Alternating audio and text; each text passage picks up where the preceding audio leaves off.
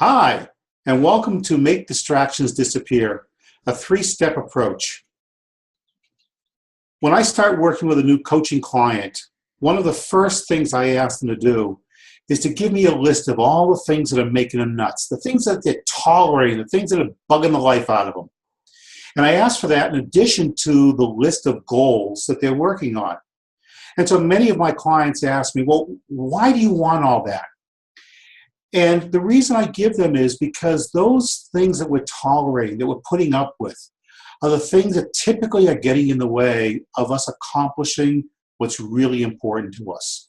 And what I find is most fascinating is that when clients start the list, very often they'll have a burst of, here are some things that are making me nuts. Then maybe there's a lull, and there's a process of identifying all those things that are creating them some problems. Let me give you just a quick example. I have a client, I'm going to use a fictitious name. Her name is Lynn Johnson. And I asked Lynn to make up the list. And as she made up the list, she said, well, you know, this is really interesting. And she got more and more involved. And she actually created a spreadsheet with somewhere between 40 and 60 things that were making her nuts. And as she went through the process, what she said was she was surprised by how many of those things were there on that list. We're going to talk more today about what do you do with the list, how do you create your list. That's what today is all about. Well, let me turn it back to you, because we all put up with things. We all have tolerations in our lives. So if you think about your own life, what are some of the things you put up with that get in the way of you being the most productive you can be, or marking things off of your to-do list and moving on? Just think about your life and what is getting in your way. We're going to come back to that, but before we do, let us just take a moment to let you know why it is we talk about this and who we are to be able to do that. My name is Laura Hess. And I'm Philip Cohen. And we're partners in Push the Envelope and also Master Certified Coaches since the mid-90s.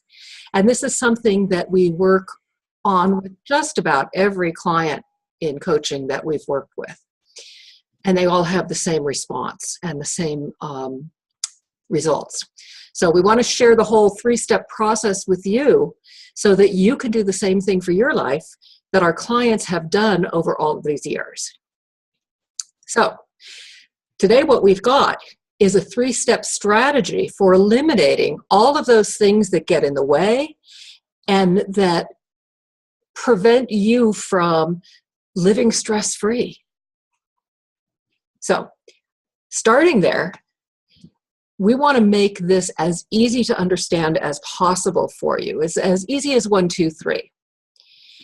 So again, go back to thinking about your life. What are the things that you put up with? And that's step 1. Identify. Identify exactly what it is that you're putting up with and what's getting in your way of, again, being productive and getting things done, of being happy and living with a light spirit. It could be anything. And you know it's a toleration. You know you're putting up with it because you have some kind of maybe a physical or emotional response that you just know it's creating a drain of some kind for you and preventing you from really being your best. Sometimes it's just, you just know it's a toleration because it prevents you from getting things done. A quick example is maybe it's something that, or somebody that steps into your office repeatedly every day you're at work. And every time they do, they want to have a 15 or 30-minute conversation with you. Well, of course, when they're having that conversation, there is nothing you can do to work unless you scooch them out of your office. So they're a distraction, they're a toleration, and they're preventing you from being productive. You have any of those in your life? There can be other things too. You know, for example, maybe it's something that's broken. Maybe it's a burnt out light bulb. And so every time you walk into the room, you look up at the lights and you say, oh, dang, you know, one of the bulbs is out. I should get that fixed. But you know what? I don't know where there's a bulb. I'll do a workaround. So each time you walk into the room, there's that distraction of, oh, I should go get another bulb. Now I'll wait till later. Well, okay, I'll get to work. So it can be things that are in your environment. It can be things about yourself. One of the biggest challenges we find are actually about people. And that could be either about ourselves or the people that we're surrounded by. And one of the biggest challenges that most people face is that even though there's stuff that's going on that's getting in their way, that's bugging them, sometimes we've lived with it so long that we almost get to the point where we can ignore it. But you know what? We don't really ignore it. It still is a twinge or a distraction or a disruption. And so what we want to talk to you about today is, how do you identify all of those things? And then what do you do about them? So as you're looking at your life and identifying for yourself what you're putting up with, you'll notice that these things that you put up with fall into one of four categories. The first category is things.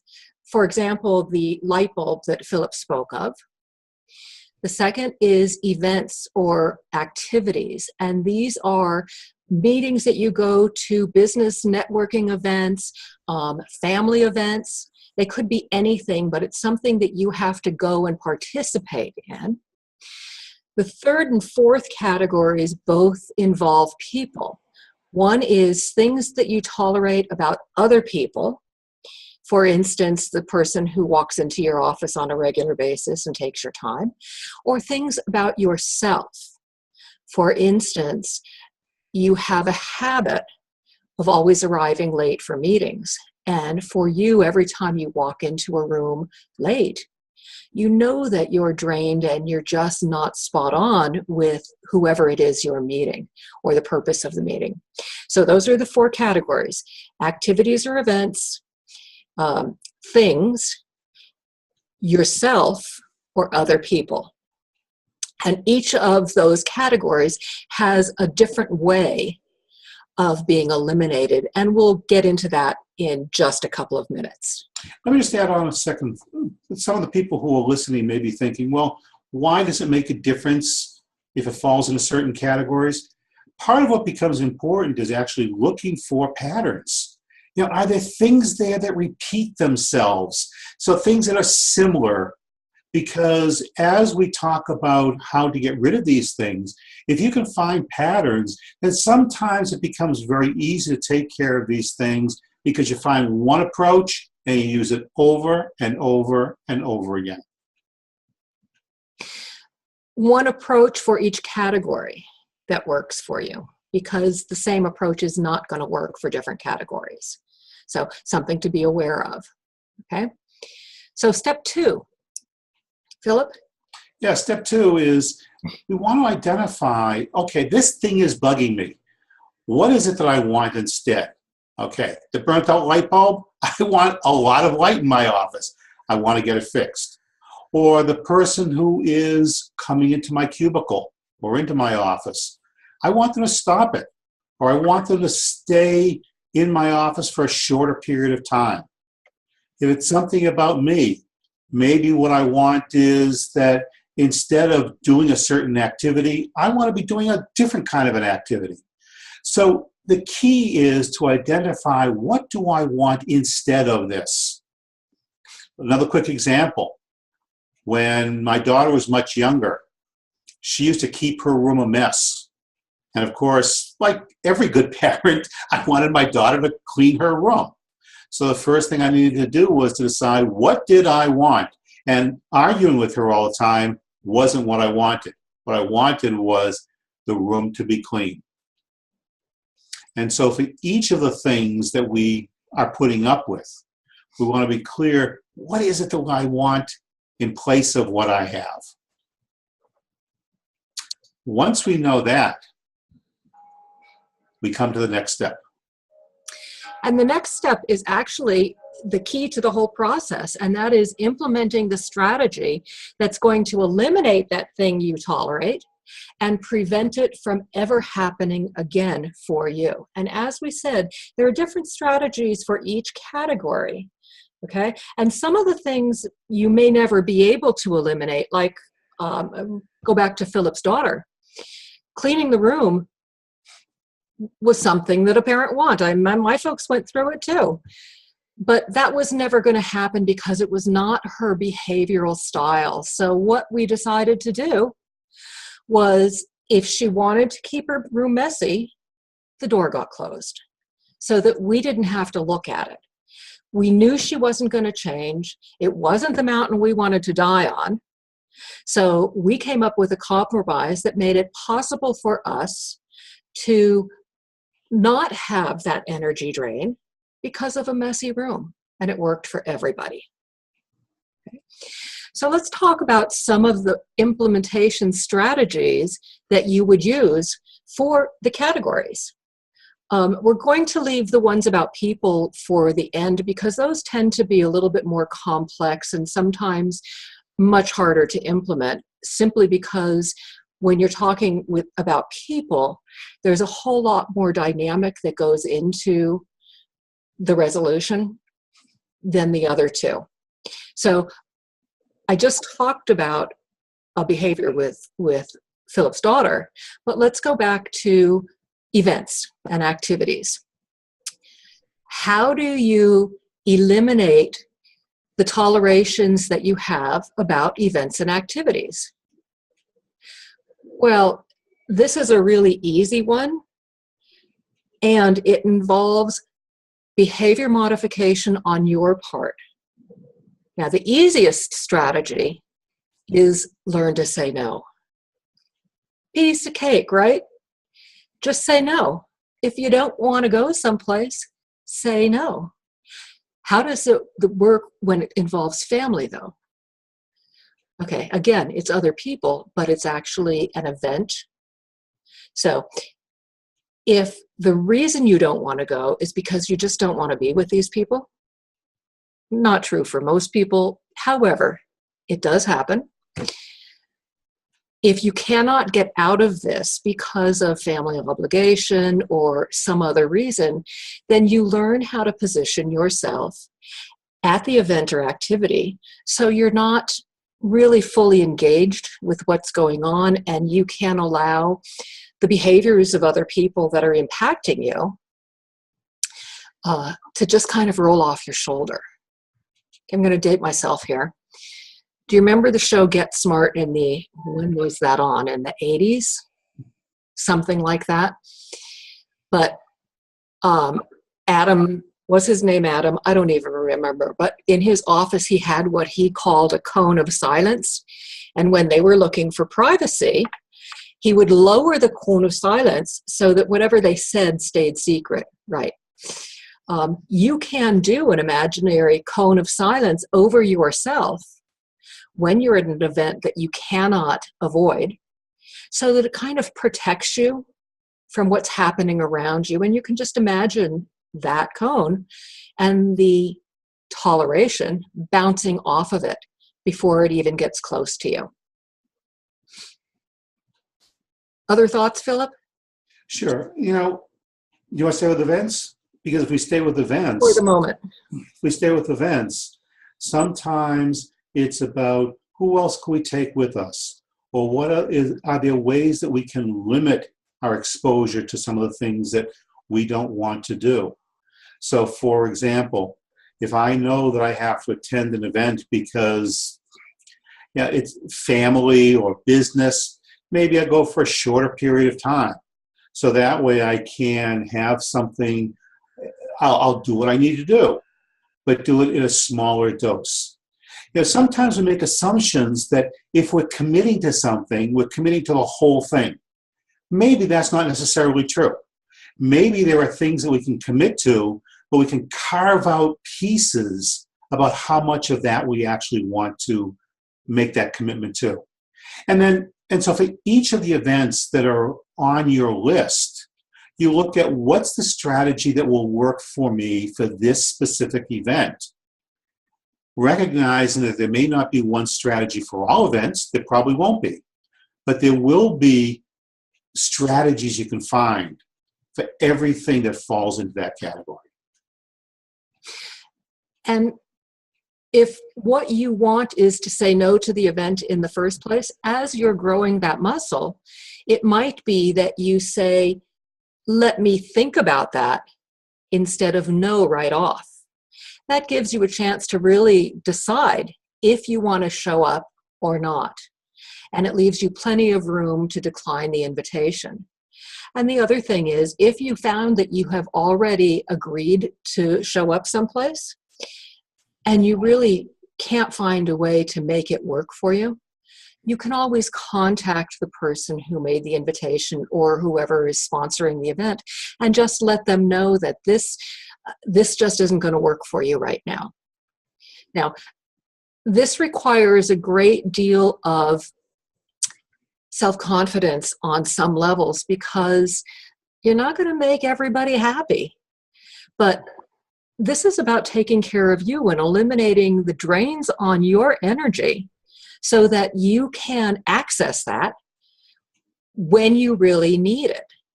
The whole purpose of this whole process is to get rid of what drains your energy and eliminate it forever so that you can live without distractions and stress in your life and be more productive in all of the other things that happen when your life is really working smoothly. So those are a couple of techniques for eliminating the things you put up with that involve events and activities. Let's move on to things. And Philip used a perfect example of the light bulb. And it could be anything. In our book, that there's a link to it on the page, and maybe you already have it and have read through it. It's called It's Not the Berries That'll Get You, It's the Bugs. And that's exactly what we're talking about here. It's the bugs. But in the book, I use an example of my sunglasses and did a stupid thing, sat on them, which meant they just didn't fit anymore.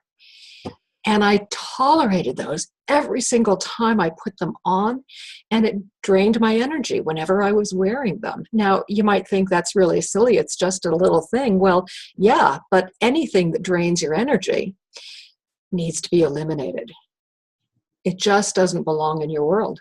So one day I was at the mall, and I was walking past an optometry shop, and I thought, I have my glasses with me. Why don't I just walk in there and get them fixed? And sure enough, I walked in there. It took them 5 minutes to fix the frame, and I walked out happy camper. It didn't cost me a thing. Walked out a happy camper and toleration free as a result of my sunglasses being repaired. Often with things that get in your way, things that bug you, those are often the easiest items to eliminate it from your list. Now, sometimes they're free, like my sunglasses. Sometimes they're not. But they're usually, anything that involves things are usually really easy to find solution to.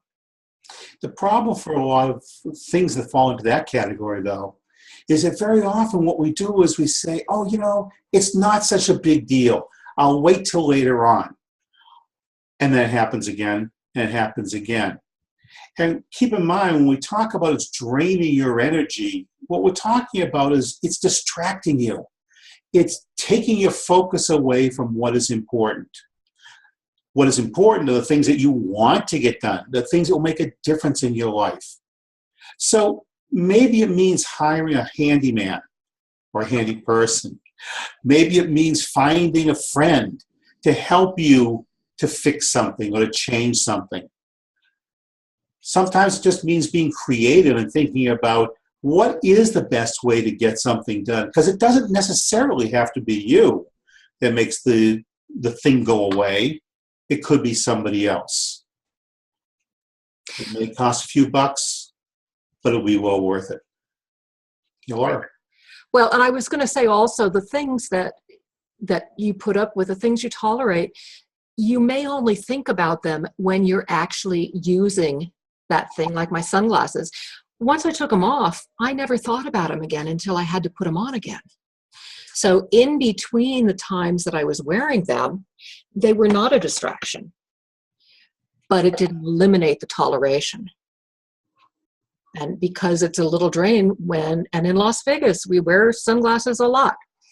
So this was a really important one for me to resolve so that I didn't have to tolerate so often. And yes, I was going to say, but as even though many of those things, as Laura says, only shows up when it shows up, some of those are things that distract you even in between.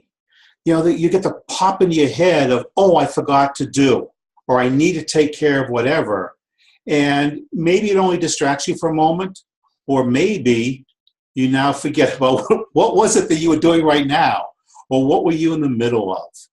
And so what we're suggesting is that you identify them, take care of them, clear them away. Let's move on to the third one, and that is implementing strategies to eliminate with people.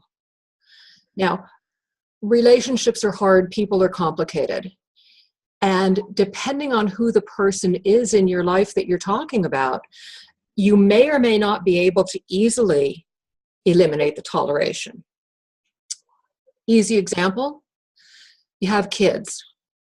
And when they come home, they drop their jackets, their backpacks, anywhere they can find.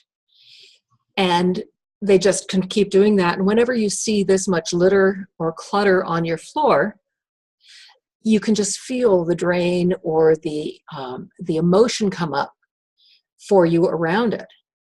So with kids and this situation, your job is to educate them on the behavior that you want from them instead of what they're doing. Now, as with the cleaned room, it may not happen that kid will learn to put stuff away or put it in its designated spot easily, in which case a conversation with your kid is in order to come up with an agreed solution and help the kid understand what this does to you when that behavior is part of the daily makeup.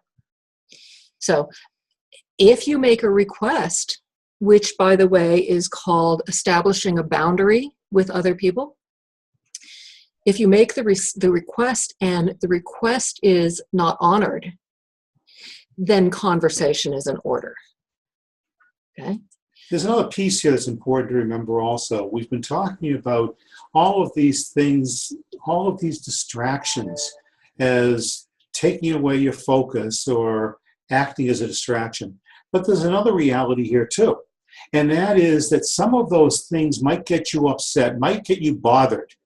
And it will show up in ways that are different than simply being distracted. So for example, if you are angry at your kids because they have thrown their stuff all over the house, are you going to take out that anger on your best friend or your spouse or somebody who's not directly involved but who is getting the backlash?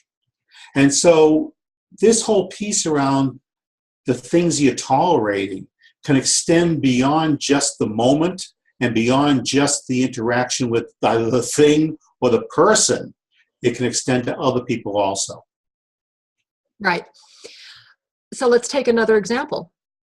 One that involves the office that I spoke about earlier. You're sitting at your desk and a coworker comes in and wants to just chit chat with you about nothing business related. And what you want is quiet so that you can finish the work that you're doing. So you can request that person not come into your office and distract you when you've got your head down and you're clearly focused. If the coworker doesn't honor that, again, there's ways for you to implement a strategy to make sure nobody interrupts you, and that might be as simple as a closed door.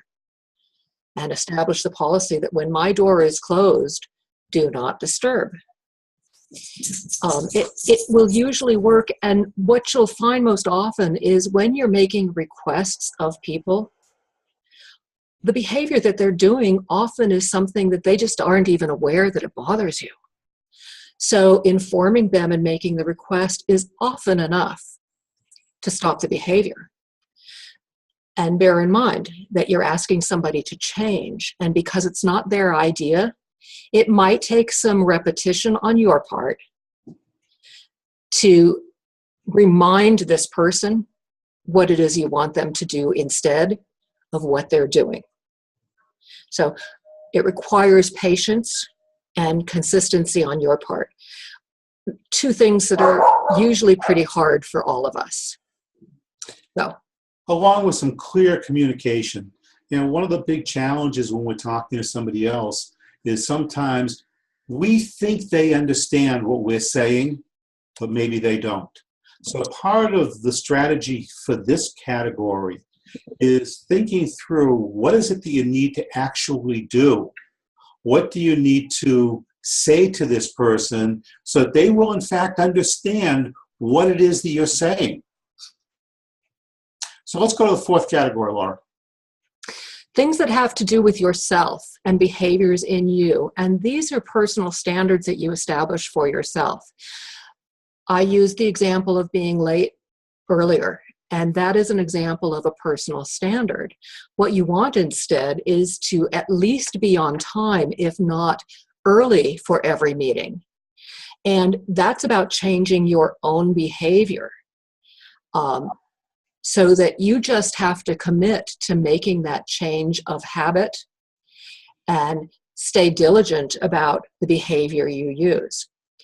Another could be about how you communicate. And what are the kinds of things that you're saying to certain people that you just don't want to do because it's not a productive conversation? It's you decide what you want instead. Do you just not want the conversations? Is the relationship toxic or in some way damaging to you as it is? Are you willing to take the time and make the effort to do something different with this other person? There isn't anything that says everybody in your life needs to remain there. There are some people that really just don't belong. And you know that by what kind of drain they are to you and how you feel about the interaction you're heading into. If your first response is, oh no, I have to see that person again, then you might want to look at the relationship because it probably is not a healthy one for you. Another example is, for example, how many people say, gee, I feel sort of drained. I don't feel like I have the energy that I want. Well, how long do you want to tolerate that? How long do you want to feel like you can't do the things physically that you want to do before it's going to take you to go to the gym or go for a walk or do something that's going to get that energy back? So you notice that the things that fall into this category is not only my interaction with other people, it's my interaction with me. What am I putting up of my own behavior that, again, is making me nuts or causing me to be distracted? So you've got some tools and strategies for eliminating the things that are distractions to you and energy drains for you. And you can work on them on your own and certainly be successful. The self-help industry is how many billions of dollars big? And yet what we know is that when you do it alone, the process is not necessarily as easy as 1, 2, 3, because there is struggle involved in moving through the process and using the strategies. Easier if you have people that you work with. So you can look at friends and family and bringing them into the process, either just to help you with what you're doing or to do the same process on their own and support each other. You can use business colleagues. You can hire a professional coach who is actually trained to do this kind of work. Or you can join a program where you have a group of people that work together. And we have a 30-day program that you can use to jumpstart your own efforts in eliminating tolerations. And you would be working with a bunch of other people who are doing exactly the same thing so that you can share your experiences, bounce ideas off each other, and get ideas for how to best eliminate a specific distraction of your own. And in addition, one of the other nice things about having a group of people is that you establish this up front, but it's all about accountability. Because when you're working with other people, you're making a declaration that I'm going to do whatever it is. And then presumably those people are going to hold you accountable. Now granted, you don't want them to treat you as if they are your parent, but you do want them to be able to ask you, have you completed? What's getting in the way? What can I do to help you? So the power of a group is very powerful. Having friends is also good. Again, sometimes more structure adds to greater success. And one of the benefits of joining our group is that you do have 2 trained coaches who have walked this path hundreds of thousands of times, both for clients and for ourselves. So huge benefit, and we're certainly offering that to you. In fact, let me just go back for a second. I mentioned Lynn Johnson at the very beginning. One of the things that she found as she went through this process was that she felt lighter, she felt better. But mostly what she began to realize was that she had much more control in her life than she realized.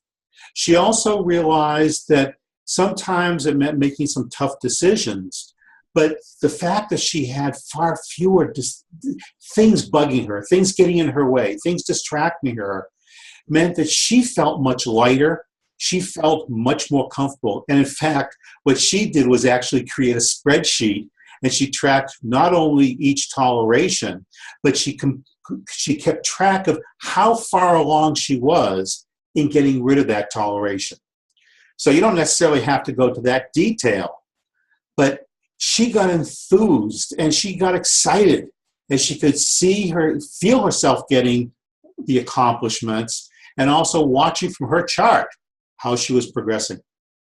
And that's a real commitment. It's all about the process that works for you. And that's what we want you to walk away with, is you find what works for you and you make it a part of your life and your decision process. So if you're interested in the program, click the link below and you can sign up for the 30-day program. And you can click the link below and give us a call or contact us, and we'll give you more information about the program or about coaching. We've shared the 3 steps for eliminated distractions and stress. The quality of your life is determined by you. Struggle's optional, but then so is success. Thanks for joining us. Let us know how your life changes when you're living stress-free. Bye for now. Thank you. Bye.